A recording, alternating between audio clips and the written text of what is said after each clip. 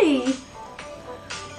Welcome to Signs of Light. I'm Mary Amy, coming live from New York, and I'm excited about today's show. It's 1:45 in the afternoon here, and I can't believe how quickly this week just whizzed by. I streamed on Monday, and we had a guest, medium Kirsty, and she came from the UK, and that was very interesting. If you want to watch that stream, it's up on Twitch for the next 2 weeks, and then you can also find it on my YouTube page, Mary Amy Official.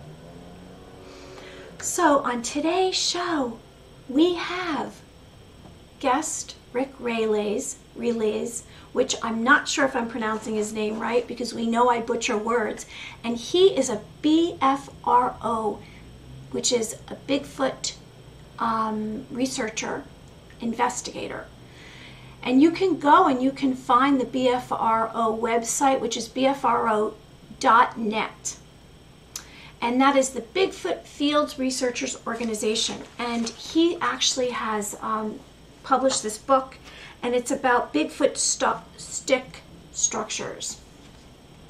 So we are also going to touch on aliens, starseed aliens, which you might know someone who's a starseed alien, UAPs, also transmedium vehicles, which are vehicles that actually go underwater, or we want to say crafts. We're not sure.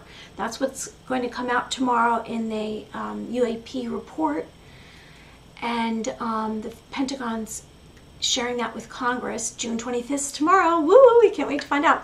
Also, I would like to talk about physical perfection, and what does that mean? And of course, I'll do a visualization. Now, before I get to that, of course, I have a disclaimer. I am not a medical professional.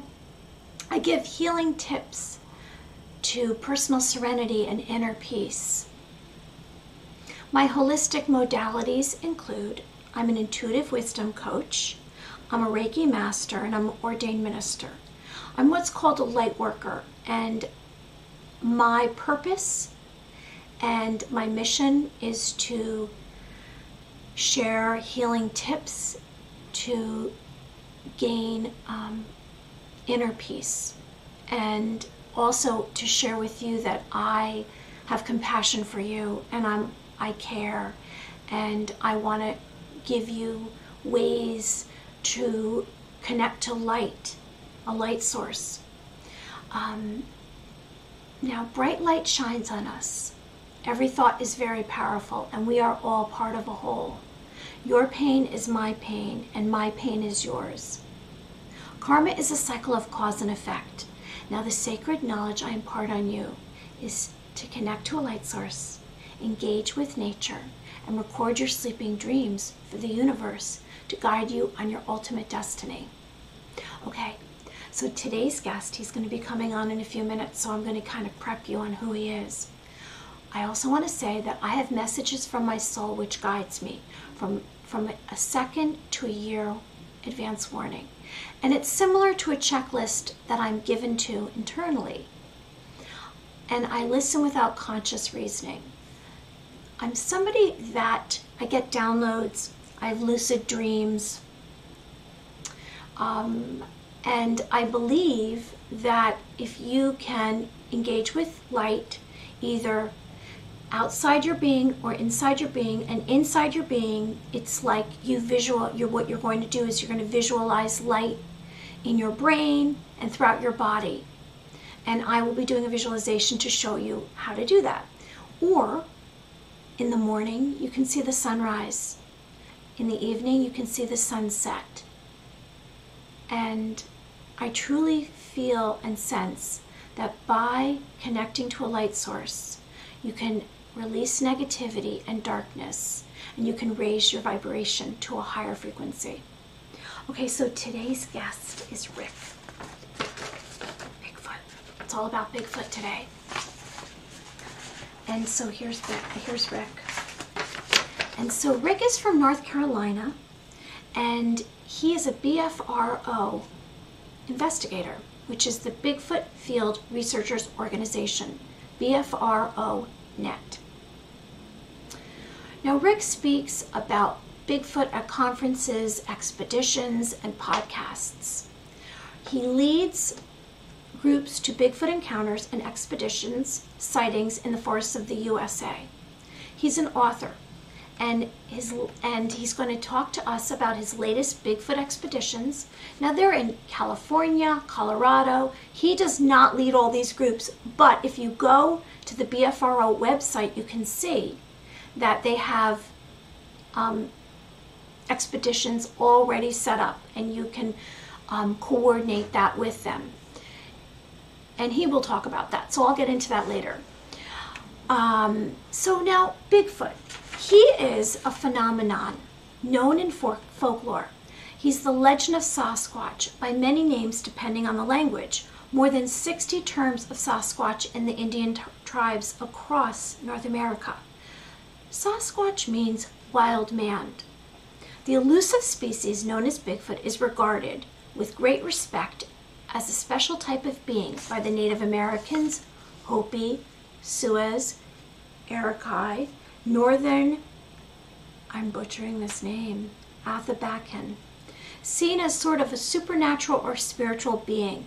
It's good luck to see him and for him to touch you. And since the 1960s to present day, there's been minimum 3,500 and counting documented cases of sightings in the Pacific Northwest. Now, a Bigfoot walks upright on 2 feet like humans, and his body is covered with black, hairy, dark brown, shades of red, long hair, and he has black eyes. There's no whites to his eyes. He's elusive, nocturnal, omnivore, known as between 6 to 9 feet in height, 500 to 800 pounds, ape-like. Sometimes a foul smell follows him, and he has startled reactions. He glides when he walks. He has a high-pitched cry, and his footprint is approximately 24 inches to 8 inches. In the northwest U.S. and western Canada, the wild man is known as also Sasquatch. Now, the famous 1967 footage from Blush Creek, California by Roger Patterson and Robert Gimlin is credible and never debunked. I have somewhere here. Oh, let's see. I know I have the pictures that I made up. Hold on. Let me find it. I want to show it to you. Before Rick calls, we have to show you this.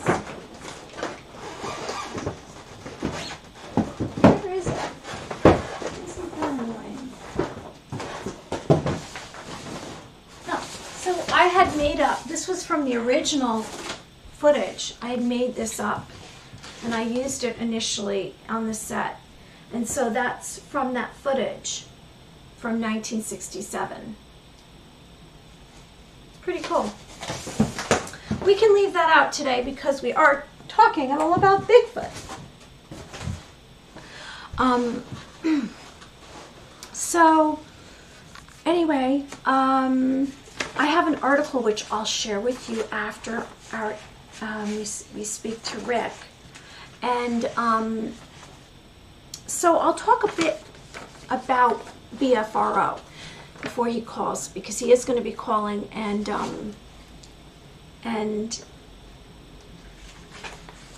so BFR expeditions bring people across the country to encounters with Bigfoots at night. The odds of success depends on the selection of locations. Selected the best location depends upon sightings and counter information. The more the better. So the BFRO selects organizers who have the most information in a given state. This is right from their website. A long weekend with a BFR will allow you to learn what would take years to learn on your own. The BFRO has identified many potential habitat zones after collecting thousands of sighting habitat zones. Sighting reports for more than 15 years. The expeditions target these habitat zones. We select territories with a history of credible sighting reports. The reports you see posted on the website are only a fraction of the information we have. In fact, I do have a sighting that was this June. So I'll read that before he calls. So this was June 21st. And the witnesses report are certain that the figure was not human in dark clothing, nor a human in a Bigfoot costume. They said it did have long flowing body hair, and it was covered with short dark fur. It seemed very natural, like a real animal. Both said it seemed too large to be a human, very tall and lanky, with very muscular legs. Its arms were swinging as it walked. The Sasquatch did not seem hurried or fleeing from the view. And one of the witnesses, Bill, his impression was that it was like the pace and movement of a person who is exhausted and walking in a trance trying to get somewhere. That's an interesting way of explaining how he glides. That sounds interesting. 30 minutes or so before the sighting, Bill and Carrie had stopped at the Indian Ruins Indian store just before Sanders, Arizona, as you head west on I-40. The store was closed, but they let their dogs walk around near the store. One dog is a black Labrador, and after walking around, the black lab had a lot of red dust on its black fur. Bill and Carrie said the Sasquatch had the same tinge of red dust on the fur of its legs. Okay, this was in Arizona. This was in June. And they said, so we were traveling in a 30-foot motorhome, so they couldn't, okay, let me just keep moving on this. About what they say. So the investigator's notes. I spoke with Bill Weldon and his wife Carrie. They are both very credible. They are now in Northern California staying with relatives. This is a very reliable multi-witness daylight sighting. It's neither a hoax nor a misidentification. It is an important report because of the location. And they said, when they described it to him, long dark colored hair. The feet look lighter colored due to the dust from the dry, reddish tan soil in the area. Interesting.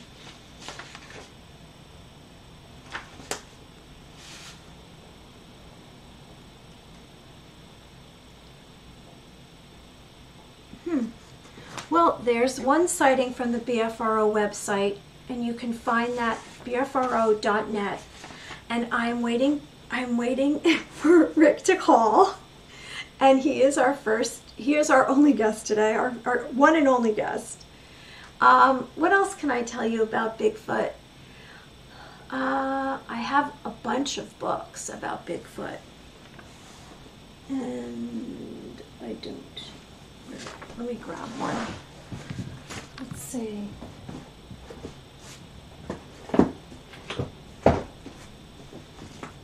First, I can't find it at this very moment.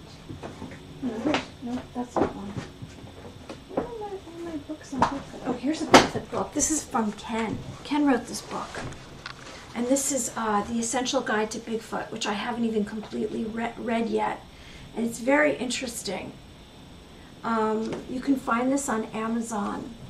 And it has a foreword by Peter Byrne. And Peter Byrne is the man who had sent evidence, hair, and so I think there might have been some other kind of proof to the FBI, and then it took them decades to respond, and they said that FBI responded by saying it was deer hair,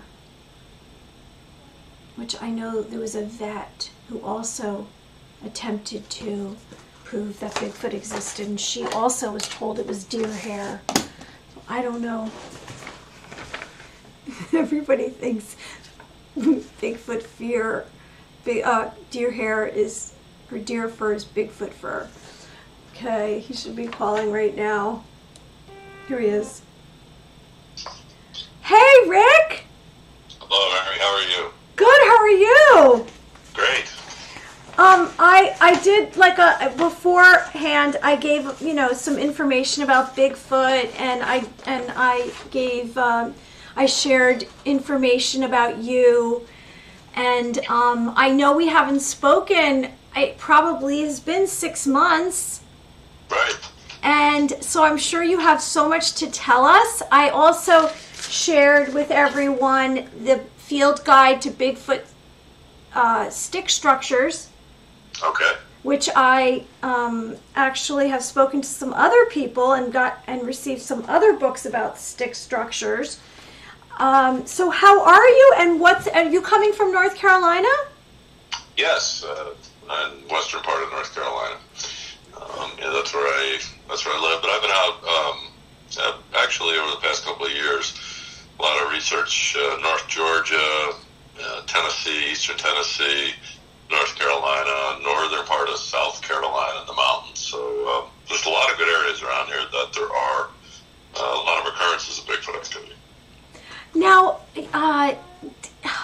it's funny because since I've spoken to you, I've done so much reading on Bigfoot, and I've been streaming this show, and I don't know.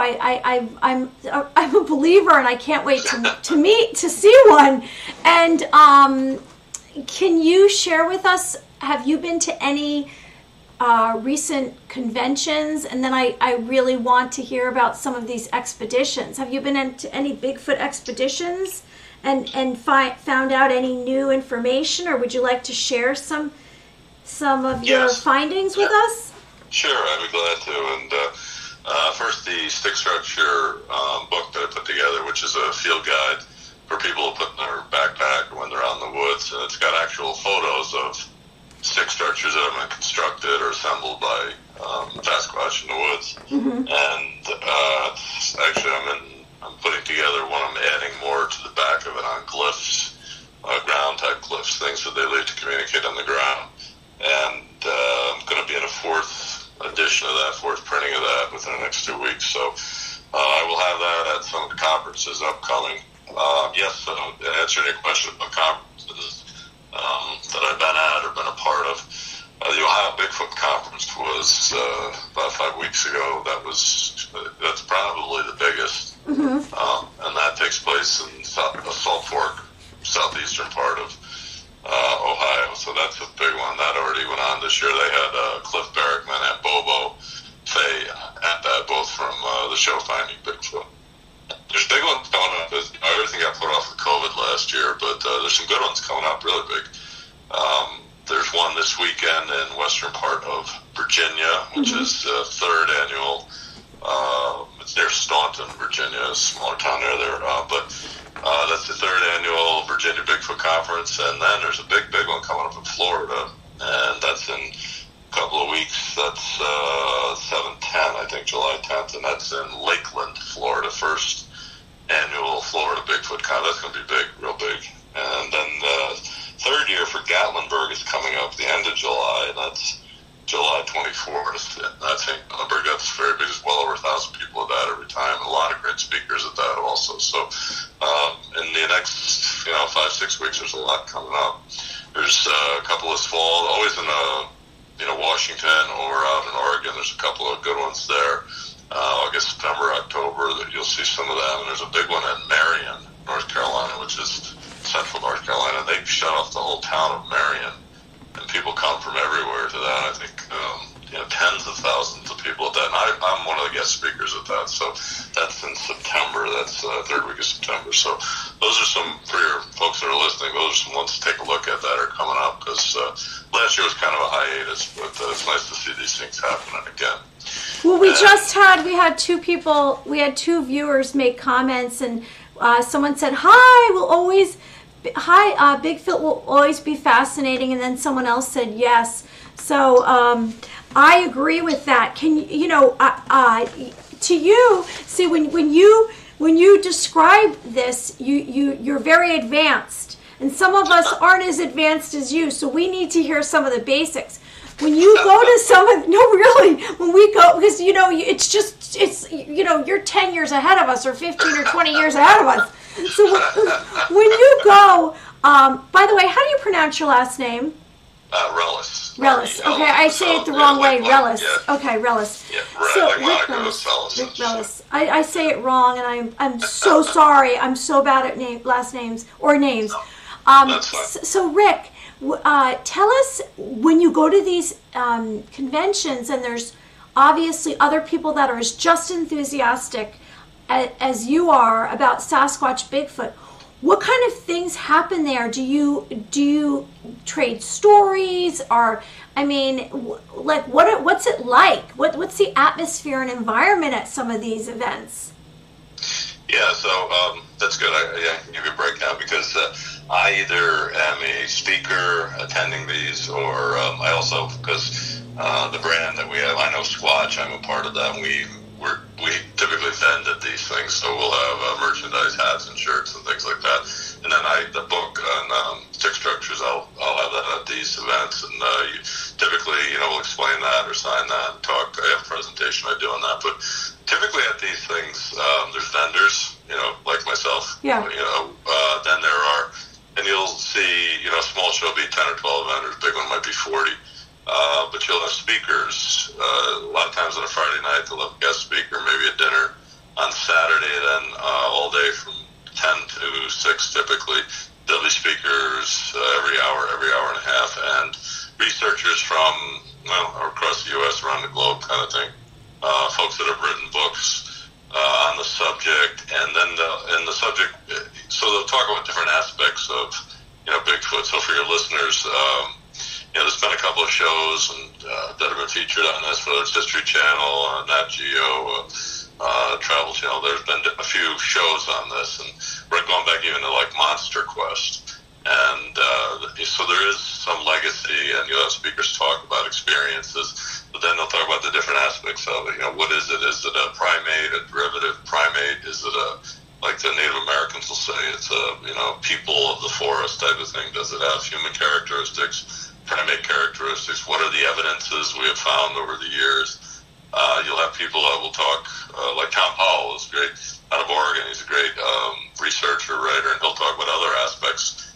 People report consistently along with these things. And I think you and I talked about last time we got together on the show was, you know, some of the things that are paranormal aspects of these that get reported, just like footprint evidence or hair or scat samples or any of that. There are other things that people report that are consistent with these beings that are really beyond the physical and normal understanding we have.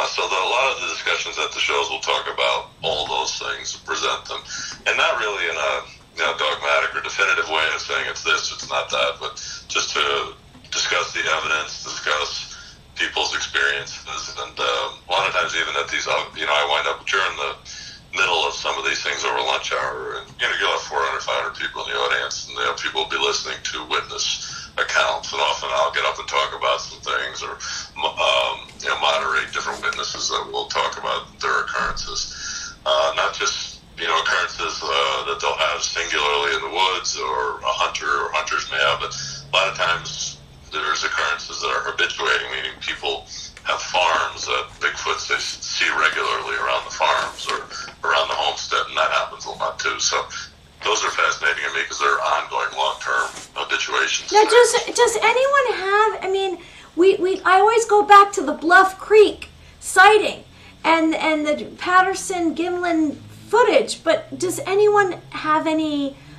I don't know. I mean, when you say turns into some kind of paranormal experience, do people just freeze? Do their senses just are overwhelmed and they're in fear, or they're just startled? I mean, it's funny because I go online and I try to find pictures, and then I'm on the social media looking for some kind of videos. I mean, when you go to these events, these conventions, do any of these other investigators have some like credible evidence, like videos or photos, and you guys share them, and we just don't see them?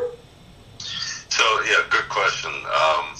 So there is video evidence. Patterson-Gimlin film is probably the best, and that really happened, way back when. I think we just went 50-year anniversary of that, but that got out really without any censoring or coverage. That was limited. A lot of times these things, if there's a report or a picture, it gets handled. If it gets to the media typically handles it the same way. Like they all have the same script, which is, someone thought they saw a Bigfoot cross the road, and how silly it is, it was probably a bear, and Bigfoot's big, hairy, Harry and the Hendersons kind of thing, and they dismiss it. So it gets the curiosity, laugh it off approach, regardless of the media outlet. So that discounts number one, any of the credible witness reports. Number two, when you see on social media some viable pictures or film that goes up, it doesn't typically last. It gets posted and it's hard to find. There are a lot of sites that over the years will say top 10 Bigfoot pictures or top 10 Bigfoot film, and you'll go look at them, and then for whatever reason you see footage has been taken down, and consistently you'll see this. Someone will put together a site, put it out there, and then that site will go away, or the film evidence will be taken down, and that's frustrating. Why do you think that is? Why are they? Is someone trying to keep this out of the public eye? So, again, it's hard for me to say. It'd be speculation, but it's hard for me to say. It is because there are shows on TV, that are trying to explore this and commercialize it, and they send researchers out. I think Expedition Bigfoot is the latest show that you see, and you got there's 4 of them, and they're out. They have a formula as to what they think, why these things occur in a certain area, and they go out, come back with tons of evidence, but it becomes a series of 10 episodes sort of thing. That sort of thing happens, but then any of the things that are witness, amateur reports, research online, that stuff just doesn't seem to stick around, and I don't know what the reason is for that. But you would think after these years you'd have lots of film evidence cataloged that we'd all be talking about commonly, but you don't. Right. And I can't tell you what the reason is for that. So I'm not a conspiracy person. I sympathize with the government. I think it puts a lot of pressure on the government to provide answers when they acknowledge something. So think of a lot of topics you talk about with your listeners. A lot of those things, UFOs, UAOs, spiritual type things, unexplainable lights, occurrences, beings, other cryptids. There's other things that people see, whether it's dogmen or mothmen, those type of things get talked about or celebrated out there, but you don't get any tangible evidence, and you don't get government acknowledgement on any of that stuff. And so that I think it's just hard for the government once they acknowledge something and to back it up with facts and everything. Okay. Thanks for kind of piquing my interest about that, because I'm searching now. I'm really searching all the time for information about Bigfoot and Sasquatch and encounters, and I was just describing one of the sightings on the BFRO site. It was June. I think it was June 10th, and it's too many people have been saying this for too many years for it not to be true. Right. And so that's kind of where I come from, and it's just all over the place in a way. It's kind of random. Would you like to share with us some of your experiences on your expeditions, and either you had one recently or one that's coming up? Yeah, sure. I'd be glad to talk a little bit about that. And just to get back to you were saying, I've got 10 or 11 years on this as opposed to people that are new to it. What do you really need to know about Sasquatch? So you mentioned the BFRO site a couple of times. I would say, please, if people visit that, you can read any of the witness reports that are on there. You can research by geography and look in your own geography site. The witness reports that are there are verified. So I'm an investigator. I look into these things, go on out to the property or where the occurrence, where the sighting say was, and talk to the witnesses about what they saw, and sometimes throw it out because it's a misinterpretation teleportation or, society. It's an overactive imagination, that sort of thing, or it's a hoax, and you get those. But the ones that are valid, that have been vetted out, those are all posted on the BFRO site. And so when you say you're going to that and reading that, that's the best source, and people can go to that source, BFRO.net, and they can take a look at their geography, any of the geographies they're interested in, and you'll see clusters of these things where there's activity, and typically that's where we start. When we do an expedition, we go into an area, we'll use the sightings geographically and take a look at an area where there's been a lot, and we'll do some scouting work and get into that area for typically a year before, and then it gets posted as an expedition, and folks like myself will lead an expedition. Typically that's 20 to 35 people who have been screened and signed NDAs and are camping, and we're out in the woods, and we're going out into the areas where these things could be, and late at night, we're out 2, 3, 4 in the morning kind of thing, and doing some things to maybe provoke or bring them around, or just being in an area where they've been, and sometimes they come around. So I'd encourage people to take a look at that, that BFRO site. And then books. There's an awful lot of good books written on this subject. I would say those are two best places to go, as opposed to just following the latest. There's a lot of groups on social media. You just got to be careful. Some of them are, overly active imagination. Some of them are just making stuff up from their couch and laptop. So you're best to look at where people have actually done the research, gotten out in the field, and that's either in books or the BFRO site. Cool. We have somebody else. So Kiwa, who's a regular viewer, said, in our country, people go wild if they spot a wolf. So, you're right. So can you imagine if they saw, so I wrote, imagine seeing a 6 foot to 8 foot hairy creature. I mean, I'm worried in the last couple of days in my neighborhood, there was a coyote. If there was a Bigfoot running around on my property, I don't know what I would do. What is it like to see Bigfoot in person? I know you've seen Bigfoot in person. Tell us about one of your experiences. Sure. So no, I'm glad to. And the best thing you can do is put yourself in a position where you can be viewed, or they can come around. So a lot of times we'll do scout locations. We'll make sure there's high ground above us. And, typically out in the woods, and we look at areas where there's been activity or where there's water sources or food sources. These things are omnivores. They eat a lot of different things. So if you get in a place like that, with a group at night, and you make, a lot of times we'll play Native American music, we'll have some lights on and do some things to, laugh, talk. It's crazy, but they'll come around, they're very curious, and if they come around and see you, then sometimes you have a sighting, and that's happened for me a couple of times. It's exhilarating. You mentioned the coyote. The population of coyotes in the country is getting larger and around. But a lot of times when you're out bigfooting, the coyotes and the barred owls will work with Bigfoot as almost sentries or to notify. And when we hear the coyotes start to, as a group, when we're out in the woods late at night, we hear them go off and start howling and making noises. That typically means the Bigfoot are around or are moving. The barred owls will do the same thing. The expedition in central Tennessee 2 weeks ago, and we're on a mountain. I can't disclose the location. We're on a mountain where we'd had activity, grass field, out in the middle of the woods, at night, and we got up to a wood line, and the barred owls went crazy right above us, really making a line. If anybody, you get out in the woods, you hear that, sometimes that'll scare you to death too, because they're loud as can be and make noises like monkeys and everything.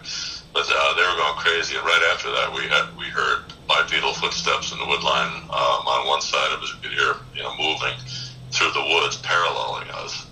And then as we moved, they would break sticks and break branches in the woods, so that we knew they're signaling to each other as more than one. Oh my goodness! And so a lot of times the coyotes and the barred owls are in league with the Bigfoots to kind of alert them that people are there. Really? But this one occurrence, this experience I had a couple of weeks ago, we had a group of 6 of us, and we're up on the side of a mountain in the woods, and right after we had parked gravel roads up in the mountains to access this small field back in the woods, almost immediately. After we get to a spot like that, we'll go dark and just stand in the dark for a little while, and then we'll use red lights on our headlamps to walk, not to flashlight. The Bigfoots, they don't rocks being thrown out of the woods, and we heard stick breaks in the woods, meaning they're there, and they were alerting others that, we were there. And over the course of 2 hours, we estimated there were 4 of them around us. Oh, my goodness. And the curious thing about these things, I know you talk about some pretty open-minded things in your podcast and things you show, but the curious thing about some of the stuff that happens with them, we stopped at one point. We had crossed a field, and they paralleled us in the woods, and we could hear them. And we were coming back and stopped, and I said to the group, I was just standing, I said, I thought when we got in this field, I just got the feeling we'd hear a vocalization, or we'd hear a howl or something from there, because I feel like they're here. And no sooner the words got out of my mouth than out of the woods we heard a very loud grumble and roar type of sound from the Bigfoots, almost like they were talking right back to us. Wow, very, very loud, so loud to the point it shook you. And that to me is curious. That's how can they respond when we're just talking about something, subject matter like that, and they do it? That drives me crazy. It's because it almost suggests that they understand either what you're thinking in your head or what you're saying, because they'll do it on cue. We were walking back through the wood stand to get to our vehicles that night, group, and we'd walk 50 yards and stop, and one of us would say, okay, if you're there, break a stick branch, let us know you're there. They'd do it. We'd walk 50 yards, stop again, say, all right, do it again, we're stopped. They'd do it again. Really? I mean, really loud, just taking, tree branches and snapping them, crack. Powerful. We could hear it. We got back to our vehicles, and we stopped, and broke into 2 groups of 3. One group went 100 yards one way on a gravel road, another group went another way, all wooded area. And they were tossing rocks out of the woods. That's one of the, and each group threw a rock down the road, and they mimicked it right away. They started throwing rocks out of the woods, above us. So it's crazy how they'll interact and they do things with you. But then when they're talking to you, they want you out of it. They certainly let we got back to the vehicles, and I was talking to the woods, and that sounds crazy, but you can do it. You were doing what in the woods? Wait, I was talking to them. I knew they were around in the woods, and we estimated there were like 4 of them. But I was talking, saying, we've been here a while, and you've interacted with us, and we appreciate that. But if you want us to go, you got let us know, or else we'll stay to another spot. A lot of times these things will make a noise like a knock type noise. This was the loudest one I think I've ever heard. It was no more than our vehicles in the woods. It shook every one of us. It was so, I don't know how they do that, but it was, if you've ever heard a home run baseball being hit, this was like that, only 5 to 10 times louder. It was so loud. I don't know how they did that, but that was clearly a sign for us to go when we left.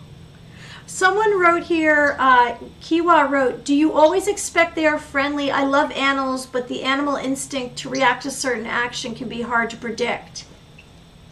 So, great question, and thank you for that. So, no, I don't think they're always friendly. I think they're like people. I think a lot of their behaviors are like people. They are often in social groups. I just described a scenario, we thought there were 4. But there's never one, Mary. They always seem to be in groups. It's rare if you run into one. There's always more than one. Even that Patterson-Gimlin film you mentioned, there's some extra footage that I believe they have that says there's some of them in the woods watching Patty. That's a female as she goes across that dry creek bed and up to the woods. There were more in the woods right there. So there's never one. I don't know that sometimes they want to be friendly and interact. I think it depends on their day and their mood, and also depends on where they are. The juvenile ones, the younger ones, they kind of will parallel you, and they'll interact, they'll be skittish sort of thing. Sometimes they want you to go.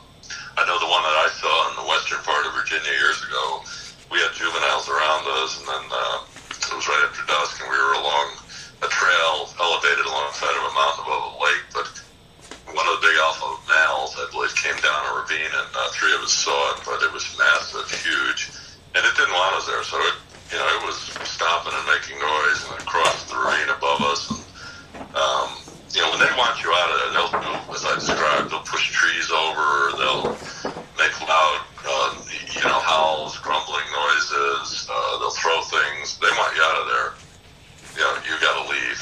Sometimes, though, sometimes they will be friendly. They'll mimic you. They'll be playful. I mean, I've played harmonica in the woods and heard harmonic sounds come back from them. I've done tapping type noises on trees or on a jam block sort of thing. They'll do it right back to you. They'll mimic. minute they'll do whistle type sounds back. Other times they don't want you there and they're just tired of you or they're angry. They'll let you know. They're going to push things over, throw things, and they'll give you a feeling. You get this fight or flight feeling. We call it zapping, but you get this feeling you got to go. And you got to get out of it. You got to go, and it's. What so have you ever not gotten out when you've kind of felt when you sensed that it was time to get out? I tried to fight through that a couple of times, and all I can tell you is the feeling gets worse. So the zapping type feeling, we'll call it, investigators, we call it that after we have felt it, been out in the woods and felt it. It can get very acute. It can feel. It can nauseate you, it can give you a headache, it can make you feel like you got great weight on your shoulders, it can feel like electricity. It's not good. So it's hard to stay there. Yeah, it's hard. If they don't want you there, we think it's caused by infrasound, which is a low frequency modulation or home. But right, I read that they're actually speaking in a language that's so low that we can't hear it, but our body can sense it. Yeah, and that's a fair description of it. That's pretty good. But your body can sense it, and I've been in that situation several times. I've seen people get zapped when I wasn't being zapped. I've felt it, and I typically abide by it. Though, Mary, when it happens, you get out of there. And yeah, you got to get out. So one of the viewers said, "Thanks." So basically, more human than animal intersecting. I personally subscribe to that. The Native Americans will say that. If you look at a BFRO site and you look at what, their BFRO states, they'll say it's an animal, probably primate that exists in a smaller population or small population densities. And, they think the BFRO official stance is it's a species that's evolved alongside humans. And it exists by being stealth and avoiding human contact. And, that I think some of those things are true. I'm not sure of the primate side of it. There's a lot of discussion now. If you go to Bigfoot conferences, you listen to folks like Cliff Barrickman talk or Dr. Meldrum out of Idaho State, who's a great expert on this. He'll talk about and use the term relic hominid. And so sort of like a leftover, like Neanderthal version of, human derivative, if you will, that's evolved alongside of us and still exists in small populations out there. So whether it has some human characteristic or DNA to it, or whether it's primate, there is a significant population of these things that do exist, live in our woods, and this isn't just U.S. or North America. There's variations of this in different countries around the world. So I was reading about some researchers say that is it possible that Bigfoot's a relic of this species Gigantopapa he killed off by the Ice Age? See, I'm mispronouncing it, so you know. That's pretty good. You're doing good on that, Mary. I don't think so. That's hilarious. So all right, so you ready? Here you go. Yeah, tell me. Gigantopithecus. Gigantopithecus. I can't do it. I need something in my ear telling me what to say. That's funny. So Gigantopithecus is the reason that gets referenced is because there are bones and remnants of that have been found. In particular, skull, and there's skull. I've seen models of the skull actually, but the skull has been found, and that was lived in Asia, if you will. So came across the land bridge across from Asia to parts of North America is the theory, and that Bigfoot is a leftover relic or part of Gigantopithecus. So that's possible. I don't know one way or another, but that's something that we know did exist years ago, and we've got bones, skeletal structure to prove it. So, is that possible? Sure. But, you got to keep open-minded on this big same. It's the witness reports. A lot of times the witness reports in, say, Florida, there's one down there that, gets swamp ape gets talked about down there. Oh, really? There's just one? Wait. So there's certain areas that it's constant, you're getting constant sightings, and it sounds like the same Bigfoot? Is that what you're trying to say? Same Bigfoots, or same types. Same family. Yeah, same. Yeah, so in an area they're similar in stature, physical description. So the ones in Florida are always reported as smaller, 6 to 7 foot, longer, reddish hair kind of thing. Or if they were primate comparison, orangutan-like. But the reports down there seem to be that different. And they call them swamp ape, and they always say they smell and have a very strong odor. Some of the ones that get reported in Texas, East Texas, a lot of the reports are of the foot impressions are 3-toed, but bigger. And the ones that get reported Midwest, West Coast, 7, 8, 9 footers, not uncommon. Northern Canada into Alaska, the reports, you read 10, 11, 12 foot. Mm-hmm.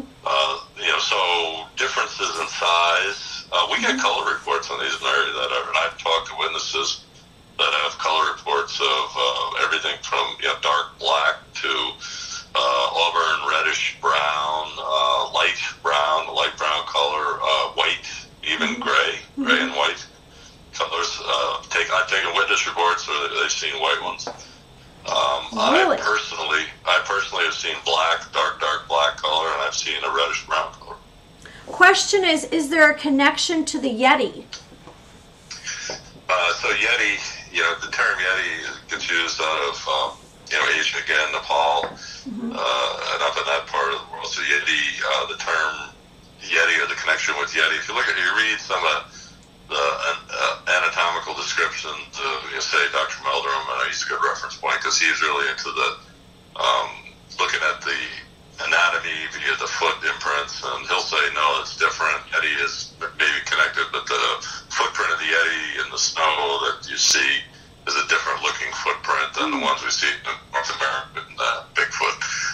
So typically a lot of North American Bigfoot prints and casts that are out there are, it's a 5-toed type creature, and the Yeti footprint it's different. So the toe impressions are different, bigger toes, less toes. I think there's 4 in that one, but you'd look at it. But, to say it, again, to my earlier point, I think they're all derivative, and, this type of creature exists around the planet in different places, and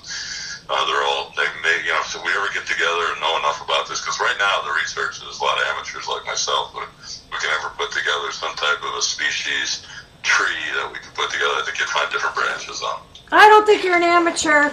I think you're an expert. I'm an amateur. I'm an amateur. Question. The last conversation we had related to this, we touched on the paranormal, the orbs, and the more that I'm finding out about UAPs and this whole possible portal dimension, are they just disappearing because it's time travel? Do you at all consider that Bigfoots are in like another dimension and they're coming in here? Is it a portal, or do you think that they're solid matter that's walking around on our planet? So great question, and so here's how I'm going to approach that.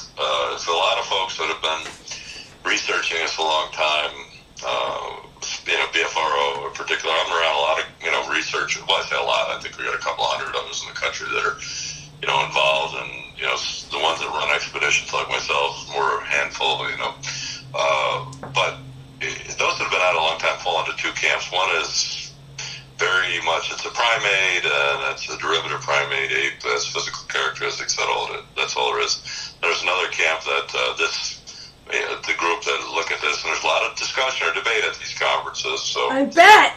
Does a heavy argument happen? Oh, you get a lot of that, yeah. So very you get a lot intense. of discussion that say, no, it's just a derivative primate, and that's it. And others, it's called the woo camp, WOOL, it's woo in the paranormal side. And there's one way or the other, and I'm above that. I look at it like it's all evidence, right? And we should consider it all as evidence. And then when it gets to the woo or the paranormal side, I look for things that reoccur, that you see people reporting the same type of thing. And I'll give you a few of those. So one of them, we get witness reports that a lot of times even hunter will say, well, I was in my stand, or I was in the woods deer hunting, and one of these things walked around the corner, and I was looking at it, and I definitely saw it, but then it was gone. It just disappeared. It evaporated. How could it not be there? but that type of thing happens a lot, and I've talked to many witnesses who say they now you see it, now you don't know. I don't know how that can happen, but that physical animals and things don't do that. And you ask them, you press them, did it run away? Did it go get it? No, it was there, and then it was gone. We get steps and prints sometimes in mud or in the woods or in snow, and they're there, and then all of a sudden they just stop. Mm-hmm. We can't figure that out. How do you get a track? Any animal's leaving a track until it gets to a place, it dances up a tree, goes up a rock, rocks are into the water. But that sometimes with Bigfoot, they just stop. We were talking about the orbs and things. People report seeing that, in the woods. I've seen them. I've seen orbs in the woods at night when I've been around these things. I've seen, how do you account for that? Right. What is it physical? What animal do we know, human or animal do we know that can deploy an orb, or when they're around there's an orb that is sighted, And if you said 100 years ago, well, saw an orb and it was associated with a ghost or someone that departed, we say, they throw you in jail or throw you in a funny farm for that. Now, today, you can't turn off TV without seeing a ghost show talking about that sort of thing. They all talk about it. So, and we have technology today that can pick up on things like that, ghost voices, and have added a lot to paranormal research. Where years ago you didn't have any of that kind of thing. So, that type of thing occurs around Bigfoot, and that's hard to explain. And so, at these shows and things, these conferences, we talk about it. But I think if you catalog the different types of paranormal occurrences, that has some value. And I think the research is at that point now. But orbs happen. People report seeing one of these things or being around them and getting words in their mind or impressions in their mind. That they heard something talking to them. So it's telepathic. What you've described is very telepathic. Right. And we you talk about that in your show. People and telepathy and the ability to see an image in your mind and someone else far away getting it, or thinking of a person and they call you, all that type of thing. There is something going on. To say Bigfoot is able to deploy that, use it as a tool, I don't know, but it occurs. Like you said that when you were speaking or you were having conversations or you were thinking something, then they did it.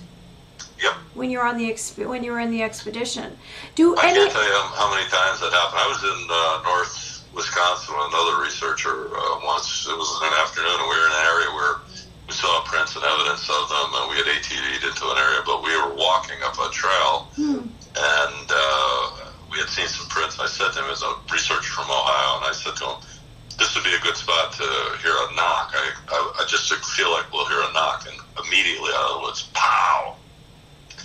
So how does that happen?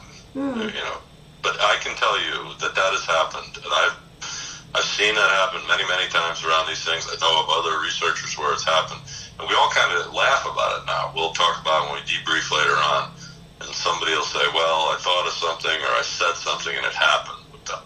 And I don't know, there is some type of transference of thought, energy, or images that goes on around these things when they're around. That's crazy, and it really happens.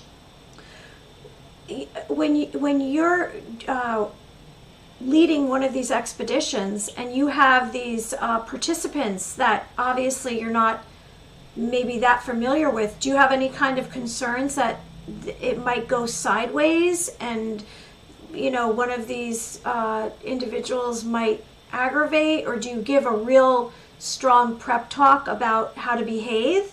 How do you know if that's going to be safe? So I love that question, and no one's ever asked me that when I've talked on a podcast or been at a conference or anything. So I appreciate you asking that, Mary. That's a very good one. Thank you. So I love it. It's great. So when I co-run an expedition or run on my own, there's a session at the beginning. Well, the participants before they go, again, we have different NDAs and waivers, things that people sign, but we do phone interviews with them, tell them what it's about, and that's sometimes that kills off these things. People say, well, it's not for me. Yeah. But when they go to it, we have a rules and regulations session that goes on for about an hour and a half when they arrive, and we take them through what it's like on night hikes in the woods or during the day, and what is appropriate behavior and what's not. I mean, because the primary thing with all this is you want is safety. You want to get people, you're on trails, walking in the woods. Sometimes there's, ravines below you that drop for hundreds of feet. You're in the dark, it's rugged. You want to get people back. And sometimes when you do have an occurrence, and a lot of it's like fishing. Sometimes fish catch nothing. Sometimes you catch a lot. Well, with these things, a lot of times nothing happens. But if you're out in the woods and all of a sudden you have some activity and they're around, people sometimes freak. I'll be honest with you.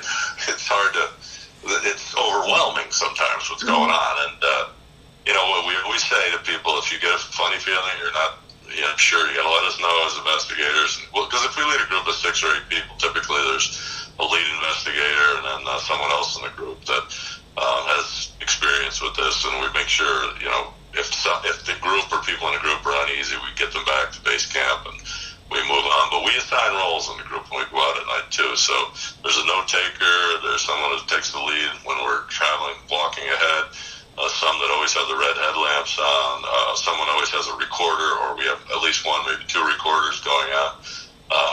And we make sure that everyone has a role in the group, and we're always comparing them. When we stop, we'll all turn and face each other in a circle. We make sure to talk if we're going to debrief. We make sure if we stop for a little while because we think there's activity around us, we're all pointing, northeast, southwest. Eyes and ears at all times. And we bring equipment, night vision equipment, parabolic microphones, things like that to pick up as much evidence as we can. But no, it's not for everybody. I've been on these things where people first night pulled up their tent and hit the road. So, And that's because, do you know why they leave? Are they nervous? I mean, because it's kind of, I've been out in the dark in a forest or woods area. It can be scary because you can't have light. You can only, do you wear what kind of infrared? So we'll use a red headlamp, so it's not infrared. We'll use like a red headlamp. And if we have a flashlight, it would carry a pen light, very light for just, finding small spots of things. We don't turn on bright lights. That'll always screw the deal up. If you're around these things and, they're approaching you and somebody turns on a bright light. I was on an expedition in the Smoky Mountains last fall, and that happened, and we had them around on two places, and immediately someone turned on a light that illuminated one of the 2 groups, and these things, it blows, and it pushed a tree right over the ring, crashing right down. And they don't like that. I mean, whether it hurts their eyes at night or it makes them uneasy, they'll leave. They'll just, they'll move back in the wood away from us, etc. But they do not like that. So we'll use a red headlamp and turn that on as we can. But if we can walk on trails just using moonlight, if there's enough of that, we will do that. And we will stand in the dark. Sometimes you can't see a hand in front of your face. But that typically, while you're at it, they move. You can hear them moving around you. The bipedal steps in the woods, and sometimes they'll throw things over your head. And they'll come around, and if they're playful, it's crazy. It's great. We know it's good to be recording that and then review the recordings later. You can hear some of the things that you experience. It's fascinating. But we don't want to do anything to intimidate them or get on the wrong side of them. But if they come around, it's out of curiosity. Did you hear, I'm sure you did, about some political leader, or someone had put out that he was going to have Bigfoot hunting or hunt Bigfoot, or I wish that I had the article in front of me. I spoke about it. He spoke about having Bigfoot hunting for Bigfoot. And did you read about that? Yeah, I did. There's variations on that you hear out there, and I try to keep tabs on that. There is one group, I think it's called North American Wood Ape Conservancy. It's a group that is committed to hunting and getting a body, if you will. That constituting proof, and they want to do it independent of the government and then bring the body forward, make sure it gets publicized, et cetera, et cetera. So there is a group like that. Then you get these different laws like you're referring to, or every now and then a politician will jump on it and want to talk about this. You get, depending on where it is, different parts of the country, you'll see different laws, but typically they're sympathetic. So there's parts in Washington State that will say, it's illegal to hunt, or go after Bigfoot, shoot and try to hunt a Bigfoot. And it's stated in different areas. It is stated because they know it's real. Yep. They know it's real. Yep. And there's parts of Texas that are like that. There's other parts of the world. They're in the mountains of Vietnam, and folks in Vietnam talk about this. You cannot shoot and or hunt these things. It's just it gets to the belief point. But every now and then, a politician will jump on this and make a story. It's crazy, but you'll see if you look around the country in different, even though the state parks and the federal, the parks will say no, it doesn't exist. You'll see signs. We constantly see them on chat rooms and things where different Bigfoot groups comparing us, and the signs will be up that have been put up. Caution, Bigfoots have been sighted in this area. Be respectful. If you see one, report it back to the Forest Service. You'll see those things. So it's acknowledgement that witnesses have seen them, and those signs will be up. But hunting these things. I've encountered some people over the years that were trying to be professional hunters, going to go out, get one, or shoot one, bring it back, that sort of thing. I think these things know your intent before you get in the woods. So one of the things we'll always say, back to the rules and regulations, we'll always tell people act like a hiker, like a curious hiker, not like a hunter. And I don't think you can go out in the woods and out-tech these things. I really, can you go out and, have better night vision, see these things, and they're not going to see you, sneak up on them? I don't think you can do any of that. Nope. But we may have some aspect of the military that's, has, third, fourth, fifth generation technology that they can hide themselves to not be seen, but then see these things and, eradicate them if they needed to. If there was a problem, I believe maybe some of that happens. But, commonly, for what we're doing, again, back to amateur researchers, I don't believe we have any equipment that can get us into a place so that we can't be seen and see them when they don't see us. And even some of thermal imaging, I think some of thermal imaging works because you can use a FLIR or thermal imaging and maybe catch one of these things as it gets near you, turn it on. But anything with IR, you brought that up, they see IR. They can see the eye. When you turn the infrared light on to scan or illuminate an area with night vision, they see it. So I don't think hunters use IR and thermal. I don't think hunters have anything that they can use to get out there to hunt these things to you. And, that's good news. Getting one. I don't want anything to happen to any Bigfoots. I don't either. They're sacred to me. Okay. I'm with you. And this viewer says, Kwa says, I already learned more in the last hour than all the years before. Well, thank you. You do you're an authority on Bigfoot. You've been at this for a long time. And yep. And then another question is Bigfoot an alien? Which you kind of covered a little bit when you were talking about how it just disappeared, but I don't know, it's not the same thing, I guess. Do you think Bigfoot's an alien? So that's a great question. So, alien, so I don't know what an alien is. I know you talk about some of those things on your other shows and things. So I'm pretty open-minded about all that. What is alien? Is it extra? What does extraterrestrial mean? And you talked about dimensions. And, I don't know. I think Bigfoot has been on this planet a long time. Now, how it got here, I don't know. But I can say the same thing about us. We've been on this planet a while. How did we get here? I don't know. And the longer time, I say a long time, this planet's been around a heck of a long time, longer than us or Bigfoot. And it's had various inhabitants over the years. And, us and Bigfoot happen to be some of the current inhabitants. So that's how I would answer, some of that. I think Bigfoot has abilities we don't have beyond, what we can fathom, and they use them or exhibit them, and at times you'd say those behaviors or their abilities seem to be alien type things. But I'm going to say one thing I'm glad you said. You said, we shouldn't kill them, respect them, etc. The Native American, or the first peoples, nations of this country, North America, they say the same thing. So any of your listeners, anybody that wants to research this, read the Native American view on this. If you can find that anywhere, Robert Morgan's books are fantastic. Read that. It's all about respect for these things. It's all about acknowledgement that they exist and respect them. And the approach that a lot of Native Americans would take towards these things